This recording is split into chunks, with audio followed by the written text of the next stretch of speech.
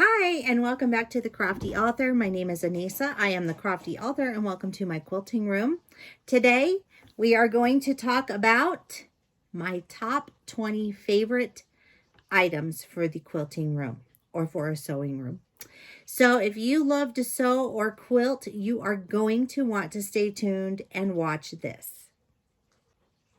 Okay, so probably my number one favorite thing for the quilting and sewing room would be my trusty rotary cutter. If you don't have one of these, you're probably not gonna, you can still make good cuts with scissors, but a rotary cutter really helps you to cut very straight. So highly recommend a rotary cutter. I have several styles of rotary cutters. This is my newest one. This is a 60 millimeter. And you can see it has the safety here, and then it has the handle that you push as you cut. So I really like that. I have another one that is also good, but it's a different style. This is also a 60 millimeter. These are Olfa cutting rotary cutters. And this one, you slide it up and you slide it down, which is equally just as fun to use. I just find that recently I prefer this type of a rotary cutter. I also have a smaller 45 millimeter rotary cutter. This one is a Cricut rotary cutter, and you push this little button to turn the safety shield on. This is also a 45 millimeter. I'm glad I pulled this out because I didn't have the safety on. A 45 millimeter Olfa, which is just like my large one here. So when you're cutting, you're pushing that handle and it's causing that blade to pop out. So those are my favorite rotary cutters. This one is my absolute favorite. So rotary cutter makes your life so much easier. The next thing that I love to have is a really good cutting ruler. Now, I have many sizes of cutting rulers, as you might know. And this one is just a 3-inch, 3 by 18, I believe. 3 by 18. It's 18 inches long. 3 by 18, yes. But anyway, this ruler is really nice because when you're working with if you're just cutting fabric, like off of like scraps or like off the bolts, you can just put it down and you can cut really quickly. So I really like this. I have, like I said, several other cutting rulers. I have some long ones. And I have some square ones, which I also like. And then I have triangles too, but the square ones are nice for when you're squaring up squares. So, and you've seen me use those in squaring up some of my items in my videos. So that is my second favorite thing. I have a feeling I have way more than 20 favorite things, just because, well, it's fun. The next thing that I love to use are clips. Now, I use these clips for sandwiching quilts when I'm getting ready to quilt a quilt. I use these clips on my table to hold my quilt in place. You've seen me use these on, not these exact ones, but I use some different clips when I'm laying out my quilt on my tabletop, and then I clip them down to keep everything in place while I spray baste. These are worth your investment. I have these in my Amazon store. So if you're looking to purchase these, you can find them down below in the description box under Amazon. And I am an Amazon affiliate, so anything that you do purchase through that store, I will make a very small commission. But your support is always greatly appreciated. Hey, if you're liking this video so far, do me a favor and give it a like. Okay, next thing that I love in the quilting room, these little clips. I got these off of Amazon, and they came in this cute little tin with the lid and the handle. And I know I've probably shown you this before, but since this is the 2021 edition, we're going to revisit. So these are the quilt clips. Whoops. If I can hold on to it. So there you go. And then you just clip it. So these are really cool for when you're doing binding or just anything. If you're holding, you know, to hold anything together. What I like about the clips is that you don't get stabbed like you do with a pin. Pins have their purpose, but the clips are what I use most of the time. So I really, really, really recommend those. The next thing is this brush. Get a brush like this. This is the brush that I use to clean my sewing machines and my serger machines as well, because it helps you. It's long enough. You can see it's dirty. It's filthy. It can get way down where I need to. And then if I have like loose threads or anything, then it catches on this little spoolie part. It's like it's a little bit rough, but it just gets down there, picks up those threads perfectly. So I highly recommend this. This is my favorite. And I do believe that this just came with my sewing machine, but I think you can probably find them on Amazon, because Amazon sells like everything. So it seems. Next thing, friction pins. Now, you know me, I am a Sharpie girl, and I'm still a Sharpie girl, but as I go along in my quilting journey, I am getting better at using friction pins. Now, these come off with heat, and but you want to make sure that you read the instructions before you put any of these on your fabric. This one, these are refillable, so I can actually buy refills for these, and they're erasable. So I just put my iron down and it takes away the marks. So I really, really love those. Those are made by Pilot. Picked these up at my local quilt store, so must have. The next thing, probably the most important thing that you will ever have in your sewing room, is a pair of good fabric scissors. These scissors are not only heavy, they are extremely sharp, and they cut fabric very, very well. These are Ginger scissors. They come with the safety guide for them. I would highly recommend getting a pair of these. I think I paid like $50 for these scissors. And I got them at Joann's and they were on sale, but worth every penny that I paid for these scissors. These are my favorite scissors, and I don't let anybody touch them. Only I can touch these, because Lord knows I know they're going to put them on paper and then I'd have a fit. All right. Next thing that we must have in the sewing room is a seam ripper. Yay.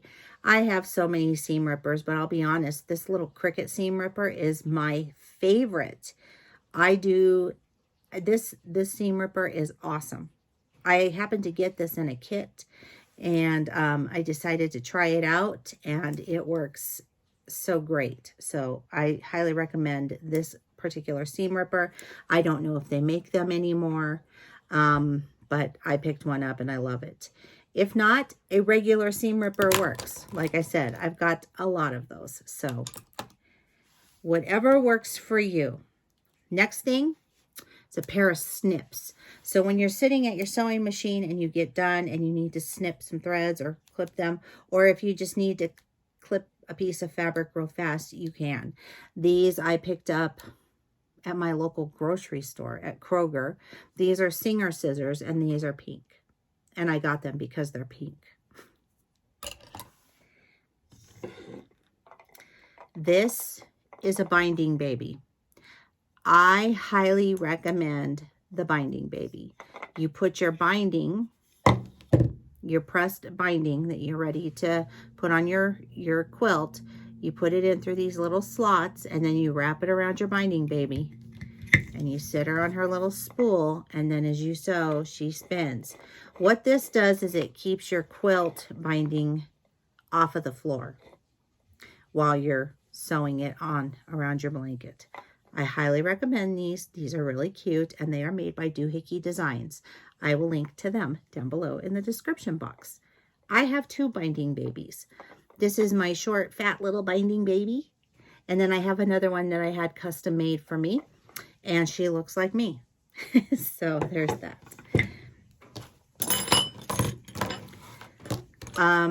These 2 items, 3 items actually, that I'm going to show you next are items that are kind of new to me, but I swear I just love them. First ones are these duck-billed scissors. These are for embroidery, but I also use them for quilting, for snipping threads, like really close to the edge threads. So like sometimes you have loose threads hanging around after you quilt a quilt. Sometimes you use your cutter instead of remembering to pull your thread out, cut it, and then bury it. So this is really good for getting really close and snipping. I love these. This is a stiletto. This is the Tula pink stiletto. I wasn't sure how I would feel about this because I'm still learning how to use this, but I absolutely love it because it really helps me to guide my fabric through when I'm sewing instead of my fingers. And also, if you have some puckering, it helps you to work out the puckering in the corners, and especially with binding. So I highly recommend a stiletto.